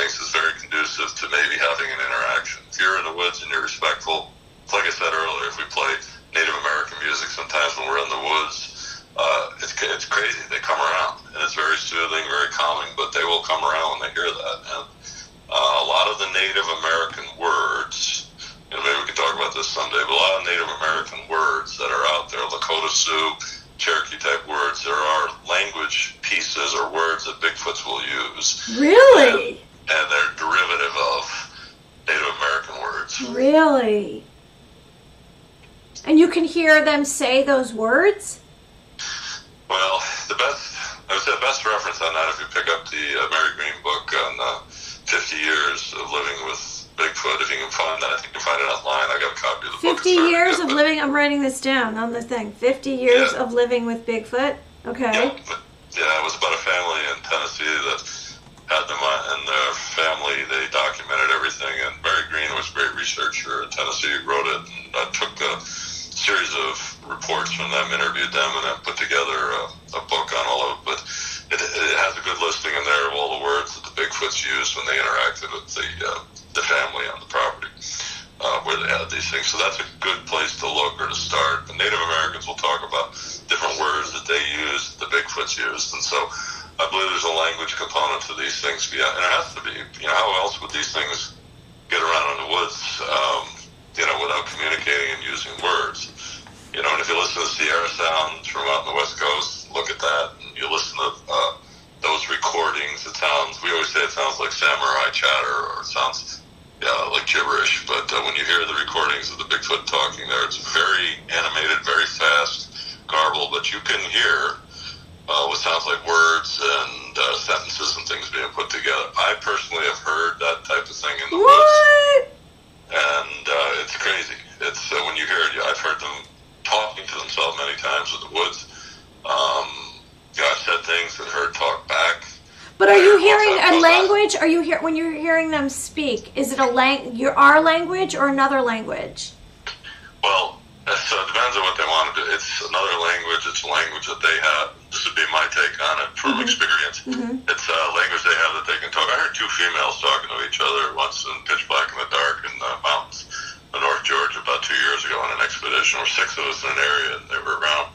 But I heard 2 of them. I stepped away a little bit, and I had heard 2 of them talking, and you could hear what sounded like 2 female voices, and I couldn't understand it, but clearly they were talking to each other, and you could hear them. They can mimic our words. We get a lot of witness reports, particularly in habituation sites, where they'll say words that they've heard. They'll say to people living in the house or in the homestead, maybe call for their dog or in the woods, and they will hear the dog's name being said out of the woods. These things will mimic what they hear quite often to deflect or get you to look the other way while they move. Oh my gosh. And they'll repeat names, they'll repeat sounds all the time. But this is one of the abilities that they have. They're uncanny when it comes to mimicking and even ventriloquism. Sometimes it sounds like there's a voice in an area and there's nothing there. I don't know how to do that. So wow. And it's a sound coming out of them. Yeah. Oh my God. I wanted you to explain, because we are talking about their communication. What do you believe, or what have you discovered when it is in regard to this Bigfoot stick structure? Are these them communicating with each other? Is this a language? Is this a landmark for them for other Bigfoots? Are these nests? What are these? So the book, and I put the book together and I studied this, and like I said, I got a 4th version coming out with some more images and things in it. It doesn't matter where you are in the country; they will do a lot of the same things. Mm-hmm. So that would say to me, it's a language amongst themselves, not for us. Mm-hmm. We'll see a large X where they've taken and stripped the bark and the side branches off of 2 large trees, say 8-inch diameter, and put them across each other as like a big X in the woods, and we'll say, oh, that's for us. It means we can't go past here. Well, I don't know. That's us superimposing our own thoughts, our own beliefs on them, and I think they do it because it's a way of communicating among themselves. So that would be my first answer. It's a language. It's symbolic, or a language I do think sometimes it's markers, maybe territory markers, clan designations, that sort of thing. But address, maybe it could be like address markers. I don't know. But I think they do it among themselves. But again, curiously, a lot of the symbols that they use, you will see Native American symbols. So they line up with a lot of them also quite often, which is crazy. I'll tell you a quick story on that. So I was on an expedition in February earlier this year with a group, and we were in that area, really Pisgah National Forest, Smokies, Blue Ridge Mountains, and in an area, the intersection around that. We were back. It was cold. We had a group and built a fire, remote campground area near a river, and we had investigated and found stick structures in an area on a hill above us. Several hundred feet up a trail on a hill above us. And so we took turns and grew with 6 of us. We sent 3 up a trail, and several hundred yards up the trail. And we were staying on walkie-talkie contact with the group. That was a small fire we had below, and they communicated back that they were hearing something, walking near them, and there's a presence of something there. And they were doing some things to acknowledge that Bigfoots are around and trying to communicate, hey, we're friends, we don't mean anything, we're just trying to experience you. And they came back to our main group and said, we thought there were a couple of us around. In this area, there were stick structures up on this hill, and we thought there were a couple of them around, but we didn't feel threatened. We thought it was good. So we waited about 20 minutes, and we sent 3 more of us up the hill. I was in the second group. We went up above where the group had been stopped. I played some harmonica. We talked to the woods and tried to say things like, we're friends. We know you're there. Just acknowledging you. We're curious. We were there about 15 minutes and started to walk back with our red lamps. And in the middle of the trail in front of us, on the ground, was an X they had made, and they stripped all the bark off the sides of it. It was made out of laurel tree wood, which is very dense wood. All the branches, all everything stripped off the side. They had laid it down in the trail below us, right across the trail. It was not there on the way up for the first group, or way upward back for the first group. It wasn't there for us going up, but they'd laid that in the middle. Now that symbol, an X, laid out like that on the road in front of it, that's a Cherokee symbol for friend. Oh, really? So that's an attempt at them interacting with us, also communicating to what we were doing, which was we were saying, we know you're there. We saw the stick structures built in the woods in this area during the day. We came back to say hello, see if you were around. We don't mean any harm. Played some music for them, being friendly, that sort of thing. And they stepped out on a path below us and put this stick structure, an X, on the ground right in the middle of it. It was, maybe 3 feet by 3 feet, 2.5 feet by 3 feet kind of thing. It was laying right there, very clean X, but all the bark had been stripped off the sides and all the side branches. It was as clean as can be, and that is a Cherokee symbol for a friend. Interesting. So that's a good story. It just happened, earlier this year to me, and that's a good incidence of interaction and a positive interaction. Very much so. I think that's positive. Bigfoot just wants to be our friend. I have a couple questions that roam around my mind, which are really questions that how would you know the answer? But I wonder, you've spoken about them traveling in groups up to 4, and there's younger Bigfoots, and that would mean that they age, which to me, I didn't know how old a Bigfoot becomes. If there's younger ones, then that means there's older ones, and that means they're aging like us. Like, I wonder how long a Bigfoot lives for. Yeah, I wonder about that too. So a couple things. First off, you said, no, they just want to be our friend. I don't know if they want to be our friend or not. I think they want to coexist with us without conflict. And I think they want to be around the fringes of us. They're opportunistic eaters, so they can take advantage of what we leave out in the woods, or on picnics, or harvest crops that we grow, or that sort of thing. They're going to do it. I said 4. A recent experience, we thought there were 4. I think there could be a bigger groups than that. I was on an expedition in the northern part of Michigan years ago, and we were trying to count how many were there, and it could have been 14 or 15 of them. So you can have big groups of them too. I don't know how old they get, but I think as they get older, they're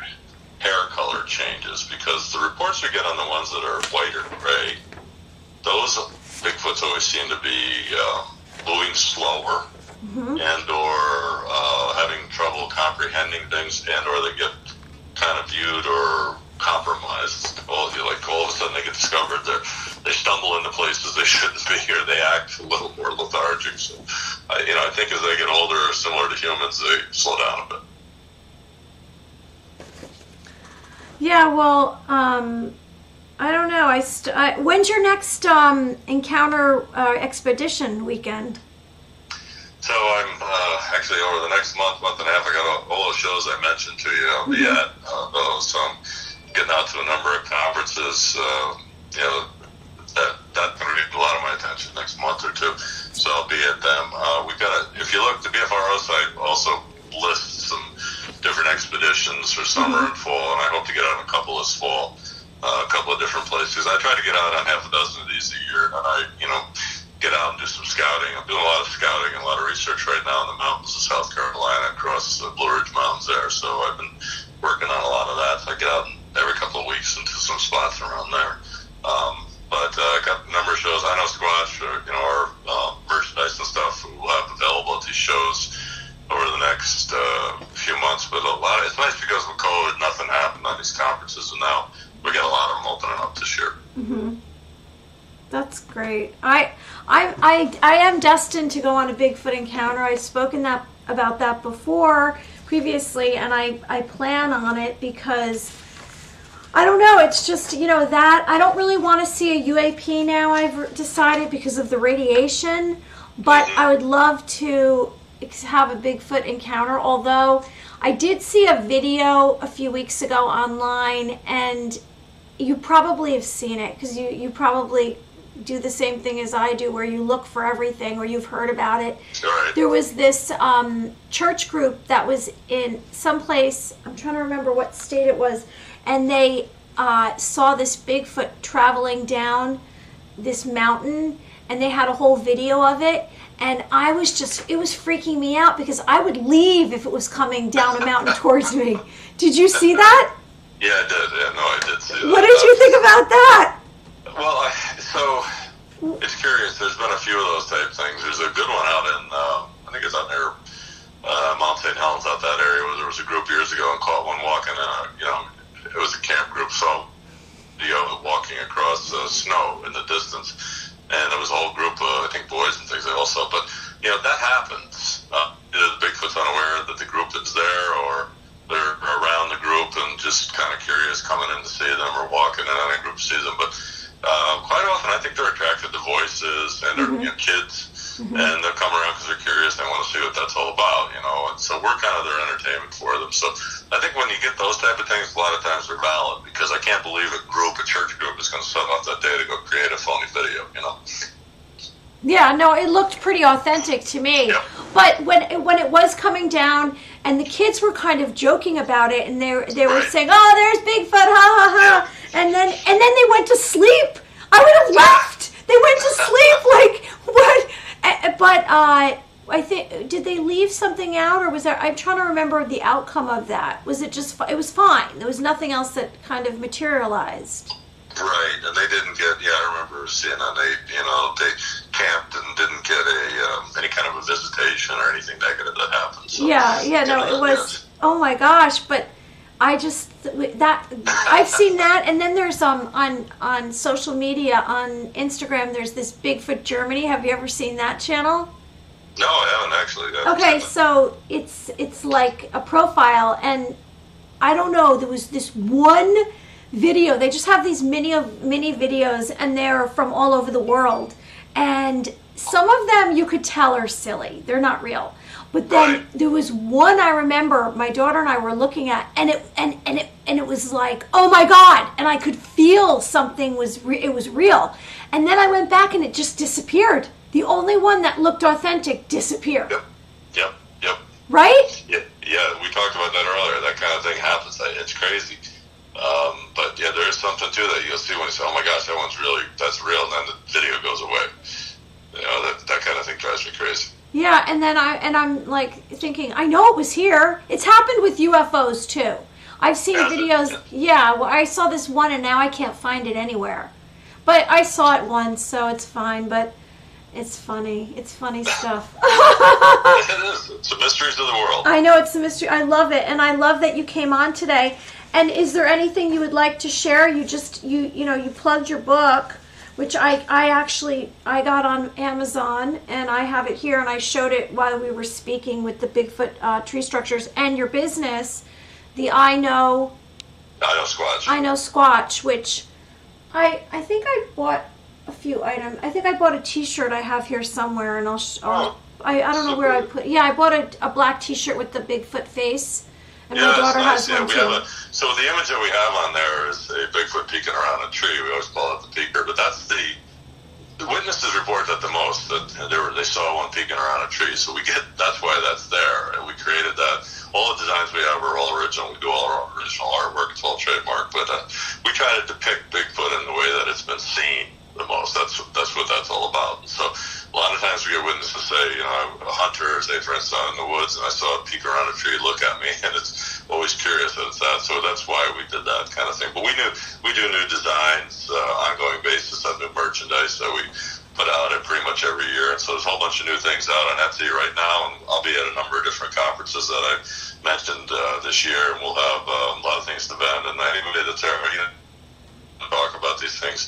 I'm always glad to talk with folks and go on over any of the topics. People share with me different picture structures that they've got, that they've seen. I've got ones over the past couple of years I've added and updated my book. So I like the exchange. And, I'd like people to stay open-minded about the subject. Get off your couch, get out, do some research. Yeah.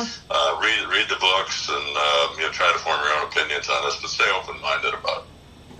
I have these lucid dreams, which for me, because I'm an intuitive, so I will go to sleep, and right before I am sleeping, I have these lucid dreams, or I wake up in the morning and it happens, and it's like what happens is I hear like a sound, someone's voice I'm hearing, and it's usually this random information. And then I'll see someone in a situation and they're walking by. It's very strange. It would be like it's a window kind of thing, and you're seeing someone. Right. So I had two with Bigfoot. I had one, and this was going back. One of these, I have to say, was months ago. It was probably 3 months ago, and it was exactly what you said. There was a tree, and Bigfoot was standing behind the tree, like hiding from me. And then last night, was it last night or the night before? I had a Bigfoot dream, and or lucid dream, and so there was a countertop, and Bigfoot was standing right behind me, or right in front of the countertop, or something like that. And I said, "Oh my God, Bigfoot! Why did I have that?" And I knew it was because you were coming on. But that's funny. It's behind the tree. I didn't know that. That was some information I didn't know about they always are, but they're always peeking around a tree, aren't they, to see what's going on? Yeah, quite often they'll do that. They'll peek around a tree, and a hunter is out there looking, and all of a sudden something in the distance peeks, and they look through their scope, and it's a Bigfoot looking at them, kind of thing. So, that is, that's why we depict that. But you'd be good on an expedition. You'd be good on the woods because you're very, people get impressions and get dreams or images of this, and then later on experience it around Bigfoot. And I can't explain that. It's almost like a remote viewing capability. But people, some people get out in the woods. I know researchers have done this years, never see anything, never hear anything, nothing. And then others, it's just amped up to 10, and then there's some degree in between. But the experience is, if you keep open-minded and you keep your antenna up, that's your best chance when you're around these things. But when you're out in the woods, but I always encourage people, if they're going to go out and never go by themselves, go with others, because more eyes and ears are always better, and it's good for safety. Okay, well now I'm encouraged. I think my first Bigfoot expedition encounter sighting, I have to go on one of yours. So I have to. I'll stay. When's your next one? Well, we're working on and organizing some things for the fall, so just keep tuning on the BFRO site, take a look, and then, I will. There's different ones. I know there's some coming up in New England up there too this fall, so just keep a look. Okay. Anything you would like to share with anyone, before you go, and ways for them to contact you if they would like to ask questions or to see you? Yeah, you can. We're on I know Squatch, we're on, obviously we have the Etsy store, we're on Facebook, Twitter, and Instagram, so they can always reach me through that. And then any pictures or things they want me to evaluate, take a look at, or experiences, stick structures, etc., they can send to RRR, 3 R's, Whoop, WHOOP. Wait, what is this? Because I'll write it on this in the chat. What is it that you're saying? Yeah, it's RRR. RRR. Whoop, 3 R's? 3 R's? 3 R's, no space, WHOOP. OOP. At gmail.com. Oh, that's a cool Gmail. Gmail.com. Yeah, well, these things, they'll make a noise. It's a whoop type noise quite often. You hear it in the woods, and sometimes they'll make a growl type thing. It's like, oh, whoop, then they'll do it back. You'll hear them mix those two up. So that's where that came from. Plus my initials are RR. Very cool. Well, I am so grateful that you came on today and, spoke to us and shared all this information, because how would we hear this unless it was, a personal experience? You can't find this online. So I'm very grateful, and you are so knowledgeable. You are not an amateur. You are an expert on Bigfoot. Well, thank you for that, Mary. And I speak from experience when I talk about these things, not just speculation or something, that I saw online. I'm very much speaking from actual experience, and this is like the gift that keeps on giving. I keep getting out there, and, I try to stay as open-minded as I can about it, and that's the best thing I think your listeners can do, and it's great that there's more interest now in this subject than ever. And then Kiwa said, thank you so much for your time. Very interesting. Great. Oh, great. I'm glad people can learn from me. That's great. Pass it on. Thank you, Rick, and have a wonderful day. You too, Mary. Thanks for having me. Enjoy it. Okay, be well.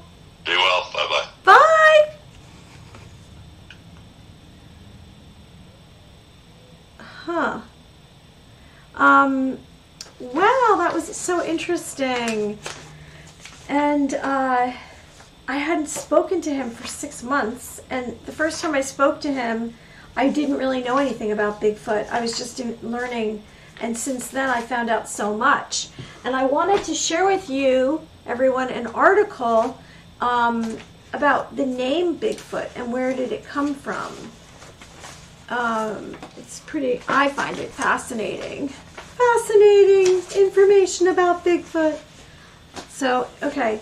So this guy right here, his name is J.W. Burns, and he spent many years, oh, by the way, so we're going to, head into a little bit more discussion about Bigfoot, and then we're going to speak about UAP, the UAP report coming out tomorrow, allegedly, and a visualization, and then also alien types, starseed aliens, and physical perfection, and some helpful tips to inner peace. So this is J.W. Burns, and he spent many years as a teacher on this Indian reservation beside the Harrison River, about 60 miles east of Vancouver. And he wrote numerous articles and stories which were published in the Vancouver newspaper of the day. And he was keen to write about the encounters which local Indians were stated to have had with the hairy giants. So I have an explanation from an Indian, and he talks about it. The name Sasquatch was coined in the 1920s by J.W. Burns, that's this guy right here, through what is to believed a mispronunciation of the Indian word, and for the most part it used primarily to describe our Canadian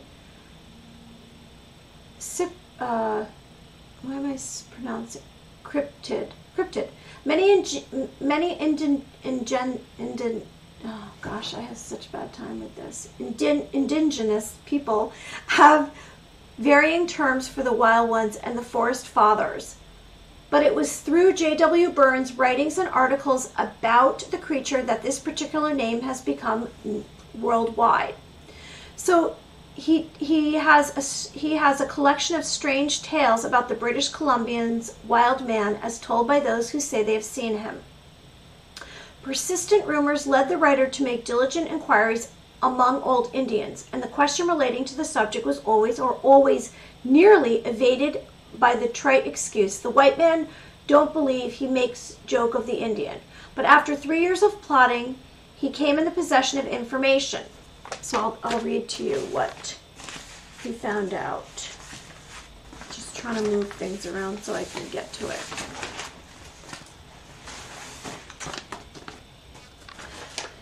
So the story goes,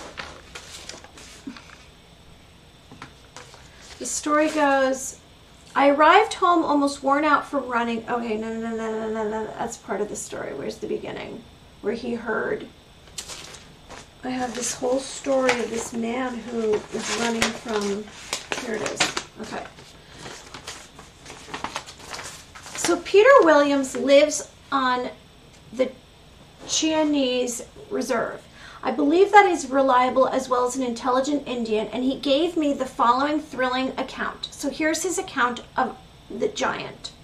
One evening in the month of May 20 years ago, he said, I was walking along the foot of the mountain about a mile from the reserve, and I thought I heard a noise, something like a grunt nearby. Looking in the direction of which it came, I was startled to see what I took as the first sight to be a huge bear crouched upon a boulder 20 or 30 feet away, and I raised my rifle to shoot it, but as I did, the creature stood up and let out a piercing yell.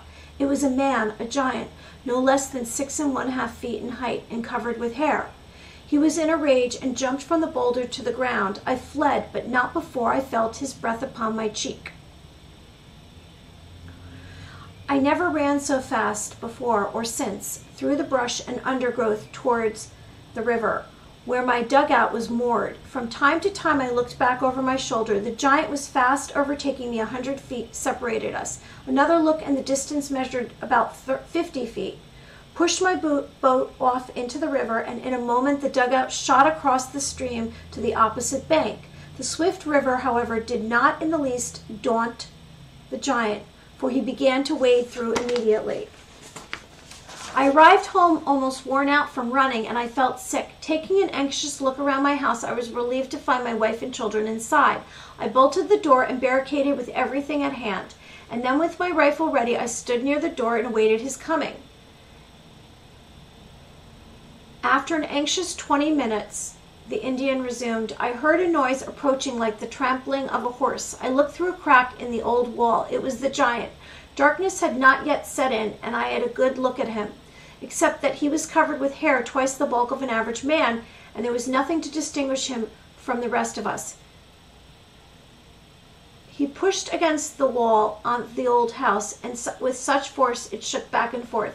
The old cedar shook and the timbers creaked and groaned so much under the strain that I was afraid it would fall down and kill us.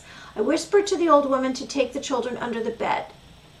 After prowling and grunting like an animal around the house, he went away. We were glad, for the children and the wife were uncomfortable under the old bedstead. Next morning I found his tracks in the mud around the house, and the biggest of either man or beast I had ever seen.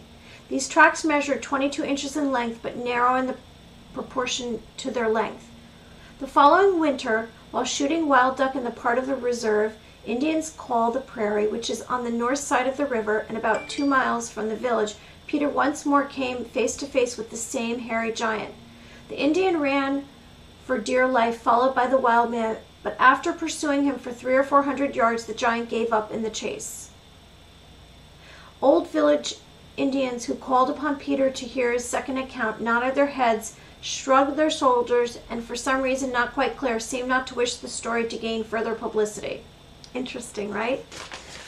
So there's an account from an Indian reservation by someone who is willing to share. Okay, moving on, and I appreciate everyone joining us and I appreciate everyone writing in the chat, regardless of what they say, because that means I have a viewer and you're watching. Signs of light. So I'm going to move on. And I am going to have a guest on Monday, and she's lovely. She is a light worker. Okay, so I would like to talk about, what should we talk about? Let's talk about the fourth dimension. The fourth dimension. Does anyone know what a starseed is? A starseeds are highly evolved, intelligent spiritual beings from distant galaxies. They say they speak of them as they are aliens. So they're from faraway star systems who incarnated into human bodies, infused with DNA activation codes. Starseeds come to the planet Earth to heal some form of darkness and to usher in a new wave of creativity, love, and understanding. Not every starseed is here to heal. Some starseeds come to Earth to experience life in a new 3D format to enable their soul to expand and learn key lessons. Some starseeds are also known as old souls or light workers. Now this is, and I might get this pronunciation wrong, this is an Andromedan. And they are, let me see if I can find any other pictures of them. Hold on, here's one. An Andromedan souls are the true freedom seekers. They're quiet warriors and perhaps even warriors among us. They're highly intelligent, loving, and benevolent starseeds who emit an extremely high vibrational frequency. My friends Peter Hansen and Estrella have spoken on the show about these starseeds and speaking to them in the fourth dimension. The collective mission of the Andromedan starseeds is to bring peace. There is said to be around 800,000 Andromedan starseeds on Earth at this time, which is in tiny comparison to the millions of Palladian starseeds who call Earth their home right now. Their mission is to bring harmony and light to the darkest corners of Earth. Their sole aim is to remove all hostile extraterrestrial presence, such as reptilians.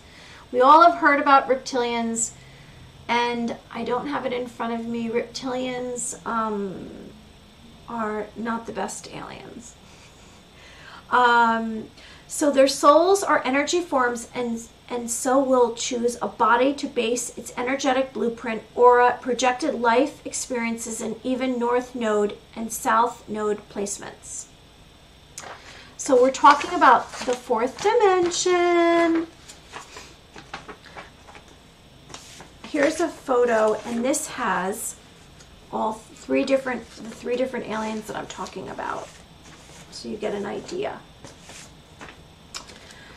Achurians, which are these ones right here. These are Andromedans, if you can see, starseeds.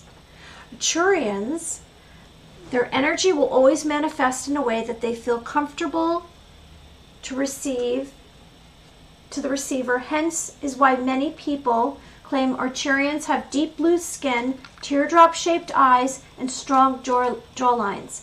Arcturian energy, as with all other starseed energy, can present itself in infinite numbers of ways, in a different shape, size, and being. With their natural born wisdom and knowledge, they're mentally, physically, and emotionally more advanced than Earth souls. However, they're not here to do it forcefully. Their work does not involve dragging the collective world into a new order of light, creativity, and innovation, but rather to carry out their mission unnoticed. Now, Palladians,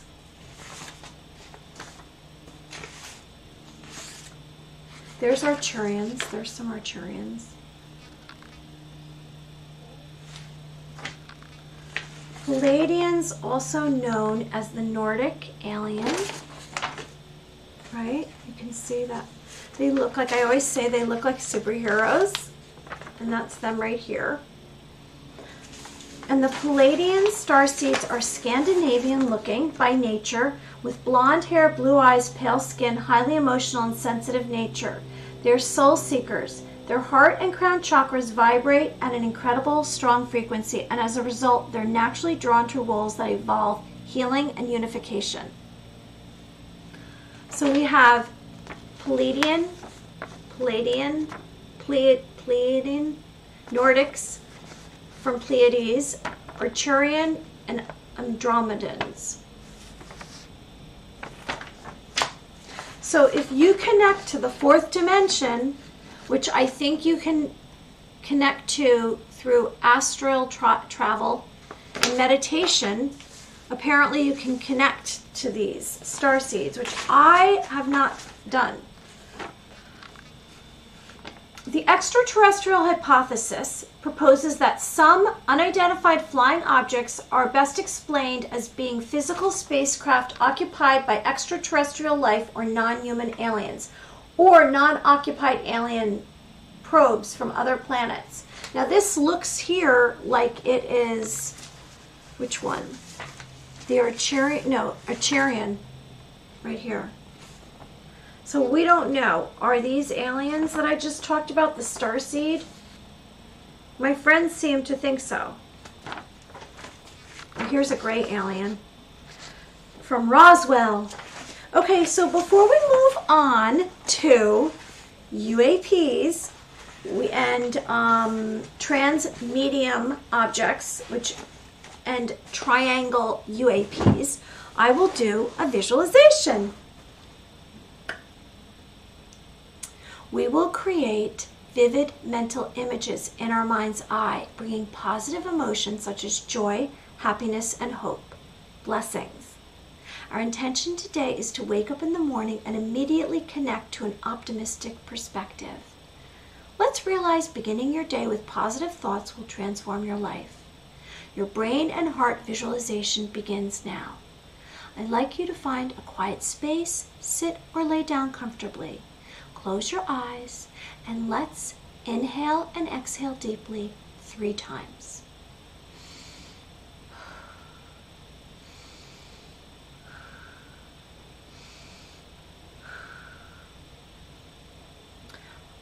I'd like you to scan your body from the top of your head, your crown chakra, to the tip of your toes for tension. And let's let go with a breath any old thoughts that you have prior to this moment. Let go of past energies and thoughts. And let's imagine that you're inside your brain. And as you're inside your brain, you see a small white ball the size of a coin. And this glowing ball of light is spinning. And as this size of the coin ball of light is spinning, it's releasing sparks. It's glistening and it's spinning clockwise 3 times. So imagine that this ball of light is spinning 1, 2, 3 times in your brain. This beautiful luminous ball of light begins to expand, and as this ball of light expands, you feel a mental release and you let out a sigh. All thoughts of fear, disappointment, and shame begin to leave your brain. And the ball of light is continually expanding inside of your brain, this glistening, brilliant ball of light, releasing sparks, is now spinning counterclockwise 3 times. And as this ball of light spins, you feel more and more relaxed and at peace. And any negativity or darkness begins to diminish from your body and from your being. You feel a mental release. And the ball of light, as it spins counterclockwise 3 times, it begins to travel through your body towards your heart. And as it expands, you sense the light in your heart. And the ball grows larger and larger, and you become more sensitive and aware of your heart. And your heart begins to fill with love, and you breathe out any negative emotion that you feel. And the ball of light has expanded to cover your entire body. And it's covering your bones, your flesh, your organs, and it's touching every cell. And you're accepting and embracing the light. And the light gives you hope and desire, and your wishes become more apparent. Your mind and body and spirit are calm and peaceful, with strong boundaries. Now you're going to stay in that moment And remember this feeling of light. And next time you wake up in the morning, you're going to immediately do this visualization, and you're going to think to start with your brain and the ball of light, and it's going to travel and become larger and go to your heart, and you're going to release any negativity to begin your day. So I will count backwards to 3, and you will open your eyes. 3, 2, 1. Thank you for joining me. I discovered this visualization because sometimes I would wake up in the morning and I wouldn't know why, but some negative energy or negative thoughts would come into my mind, and I wanted to immediately rid myself of them. So I came up with this visualization, and after I did it a few times, it seemed to dismiss any negativity that was in my brain and heart. So I hope that's helpful to you. So let's talk about UAPs, and then we'll talk about physical perfection. Now tomorrow we are supposed to hear about a report summed up by the Pentagon to share with us, the public, and it's going to be given to Congress about UAPs. So UAPs, which are also known as UFOs, unidentified flying objects, now known as UAPs, unidentified aerial phenomenon. The latest bit of information and leaked or released has been that these UAPs are actually plunging into the ocean, coming out of the water, and so they're now talking about them being called as USOs. So that's unidentified submersible objects, and they have transmedium propulsion. Now we don't have any that we know of vehicles or crafts that can operate in the sky and underwater, and apparently these do. So the question is, these unidentified submerged objects, USOs, is this object that's submerged in water, is this of paranormal origin? We don't know. Is it a UAP? And so here's an illustration right here. So transmedium is another word for an aircraft or vehicle that can exist both in the water and in the air. So a transmedium is the apparent ability of some UAPs to transmit seamlessly between the air and the ocean. Some have speculated UFOs may actually come from beneath the ocean. Are there underwater civilizations? Hi! Oh, thank you, Master LF. Thank you. I appreciate that. That's a new set that I designed. I love flowers, and I thought that that was appropriate for the context of my show. So thanks for joining us. We're talking about UAPs or transmedium UAPs, which can travel and exist underwater and in the air. So it's kind of fascinating. So some have speculated UFOs may actually come from beneath the ocean. Are there civilizations under the water? And numerous videos show unusual ways that they interact with the water. Have you seen the Bob Lazar UFO doc on Netflix? Yes, I have. Hi, D-Mark. It is super interesting. Thanks for joining us. Yes, I have. And it's funny that you're talking about that, because I have a friend who is who has written a UAP report, and I saw a podcast that he was on, and they spoke about Bob Lazar and whether or not that's real, you know, if he was real. if he was actually someone that worked at Area 51, and did he work at reverse alien technology. I'm not sure, because now I'm kind of hearing from him that if it was true and he really did do that, that he would not still be around, because it was such high security that all of these I guess all of this debris from the crash is such high security and top secret that even officials that are in the Pentagon do not have clearance. So I don't know if that's true. I guess, I am always the person that, unless I see it myself, like I have an open mind, but unless I see it for myself, I'm not sure. I have an open mind, like it's possible, but I find it fascinating. He's fascinating.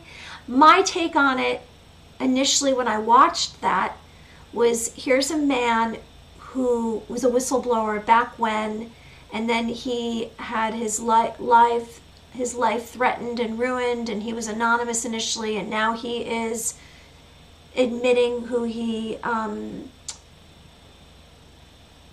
was, and was his credibility taken away? Did they clean out any evidence of his education? He says so.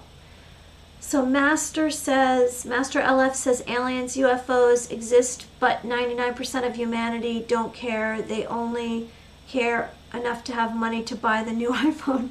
I agree. Yes, I care.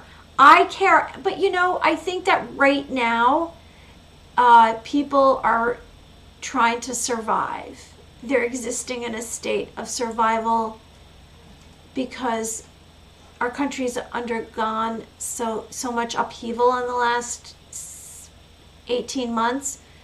And I'm not making that as an excuse. However, it's like there's a lot of confusion going on. Myself, I find this completely interesting. So I agree with you. They don't seem, but I do have my friends are all interested, and you're interested because you're watching. Tomorrow, from what I understand, which I'm going to talk about the whistleblower, the information that we're going to receive in the report is not. Hi, Master LF. Thanks for becoming a follower. Thank you so much. I have heard that we are not going to necessarily be told that UAPs, I don't want to say aliens because we don't know about the aliens. UAPs are real or not. They're not admitting that it's true, but then they're not saying it's not possible. That's what I heard, and I think that's what everyone's heard online in the news. But you never know. Maybe we'll be surprised, and maybe there'll just be more leaks if the truth doesn't come out. I feel as though there's always someone who feels uncomfortable with lies. So I believe we will continue to receive leaks and hear about black projects or other programs that are put together to study UAPs. Because now this, right now, with the black triangles is what I'm about to tell you. So, so the whistleblower, Lewis, who headed up the secret advanced aerospace threat identification program for the Pentagon, was recently quizzed on this photo. And this is about these black triangles, which I'll show you another photo. How they engage with water as well. You can see, right? And so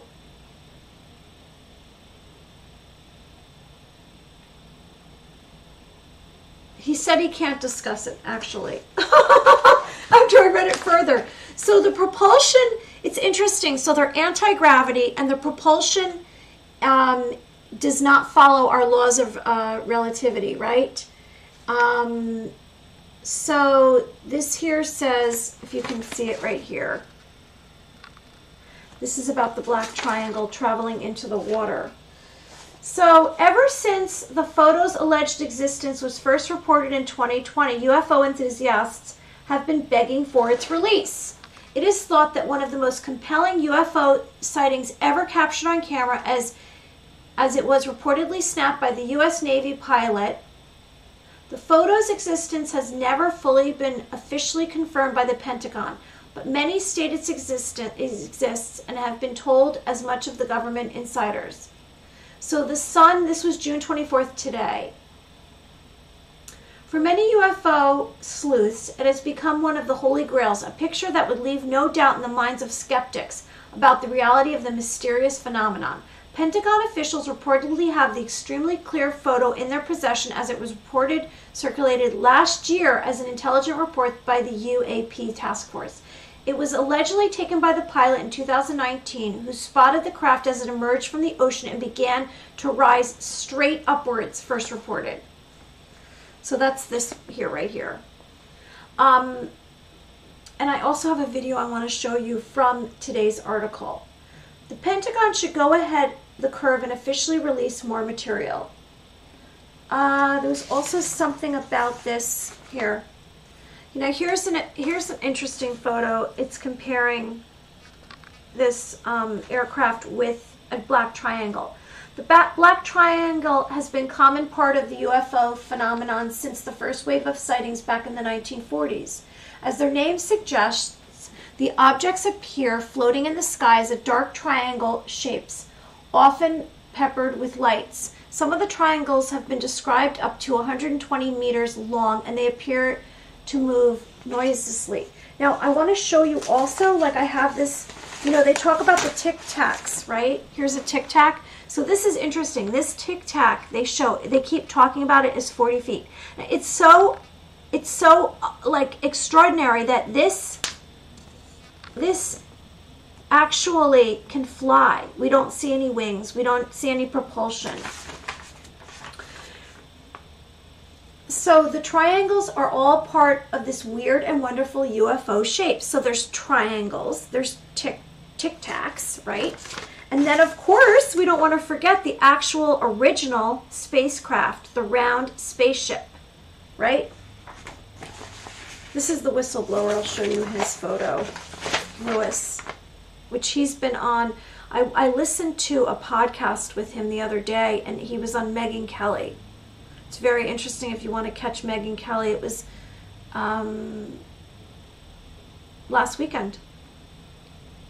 That's him right there, Lewis. And he talks about it, and he's really an expert.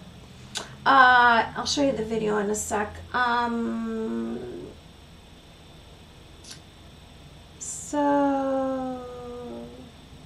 So they suggest the slow movement of the shapes could suggest surveillance or perhaps even scanning the landscape. The reason that they've made this an issue most recently is they talk about the threat of UAPs. And the threat is whether or not they could become hostile, whether or not they will turn off and on our nuclear abilities, and they have. And I think it's seconds that they've come off and on, and it's a way to show us what they can and can't do. They are not detected by a lot of our radar. They instantaneously travel in 1 second 80 or 60, I want to say it was 60 or 80,000 feet. No, 60, 80,000 miles per hour. That was it. Instantaneous. So 1 minute they're there, 1 minute they're not. And I've heard, are they coming from another dimension? Are they in a port? Are they coming from a portal? are these UAPs coming from coming through time and space instantaneously? Are they really traveling that fast? Or are they just disappearing? And the other day I spoke about time travel. It's so funny. All of this falls under this anomalous phenomenon, right? It's anomalous, supernatural. So I want to show you that video, and let's see. This is actually from one of the pilots, and I have a video. See, there's the triangle. You know, it's the triangle, the Tic Tac, and then the actual spaceship. So let's pull up that. Okay, so Masters LF says, I understand, do great work. I am searching these things the last 15 years. Really? That's amazing. You must have a lot of information, Master. So let me pull up that video that I found, which I thought was pretty interesting, and I'll show you. And then I wanted to talk about some other topics. Let's see. I'm so glad everyone's joining me today. Let's see. UAP. I don't know what that sound was. Let's see. Here we go. So here's a video, and I'll hold it up and you can see, because this is pretty curious. Let's see if it works. You can hear them talking, the pilots. Wait, let me get this.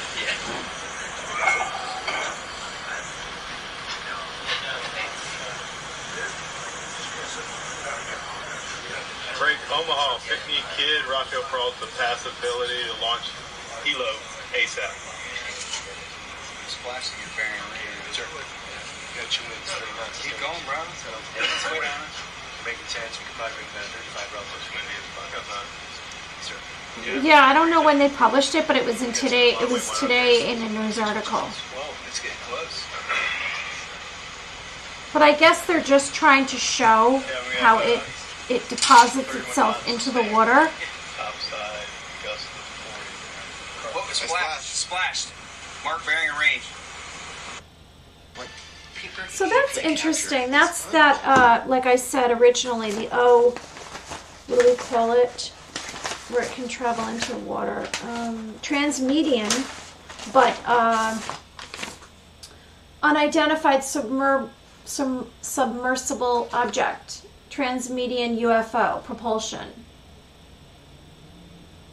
To seamlessly travel between the air and the ocean. Very cool. Okay, well, there's the myth and legends. I would just like to touch on a few subjects before we go. I wanted to mention physical perfection and the standard of expectation and where is it derived from. The world is made up of all types, so there's no downfall to be found by not being perfect in this competitive concept of physical appearance. In fact, it's just someone one day that said this equals this. If we do not own the ideas of others, they cease to exist, right? It's when we give them energy and give them power. It's nonsense. So let's retransform our energy patterns by consistently letting go of old thoughts, and do not give power to perfection. Perfection doesn't exist, and you're not human if you're perfect. Let's work on our inner peace and our own serenity and not worry so much about what's going on with others. Have self-love. So I wanted to mention what's called the Peter Principle. It's a management theory formulated by Lawrence J. Peter in 1969, and it states that the selection of a candidate for a position is based on the candidate's performance in their current role, rather than the abilities relevant to the, I'm really tumbling today, rather than abilities relevant to the intended role.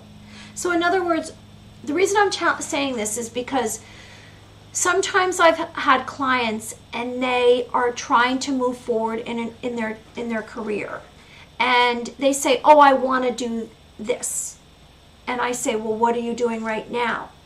And they explain what their position is, and they want to move up.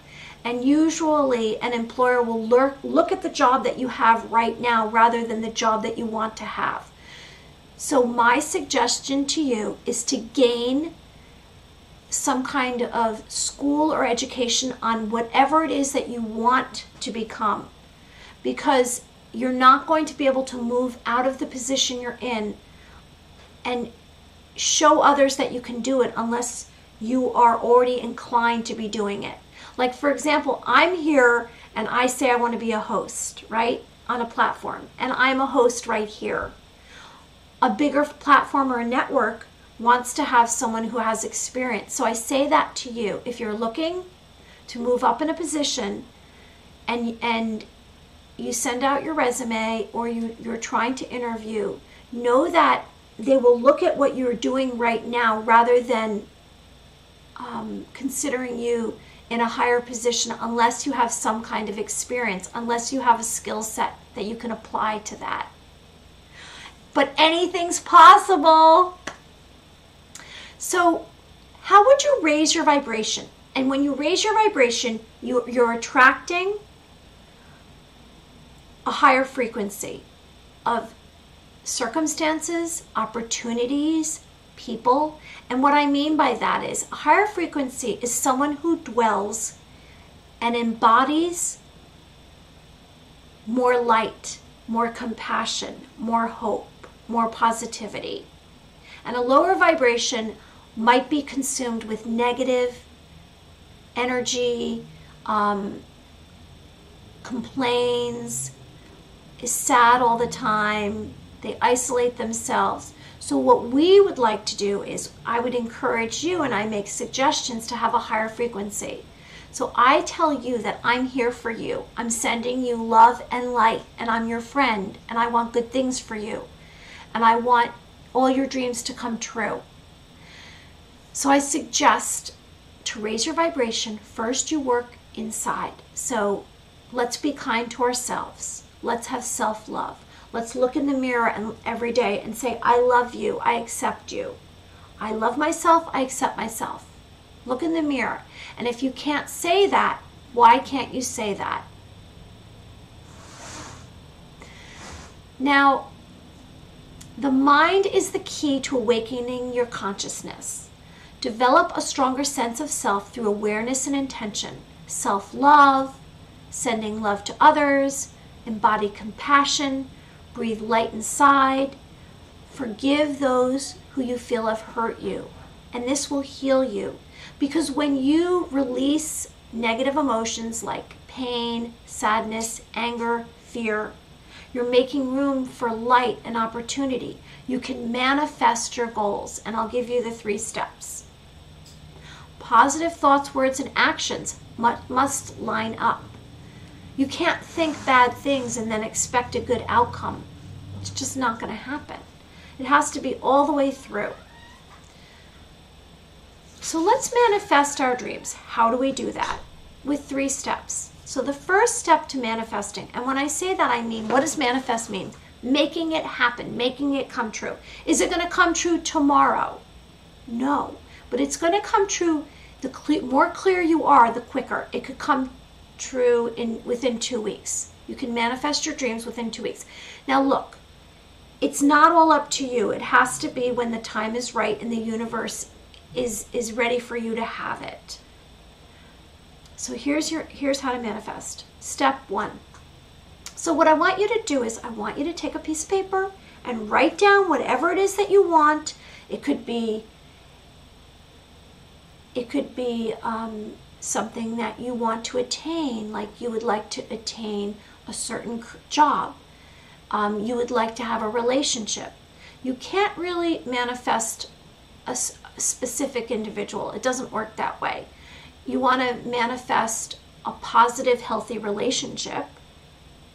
So you want to write that down. Or it could be materialistic. You could say, like I always say, because this is an easier way to describe things, a yellow sports car.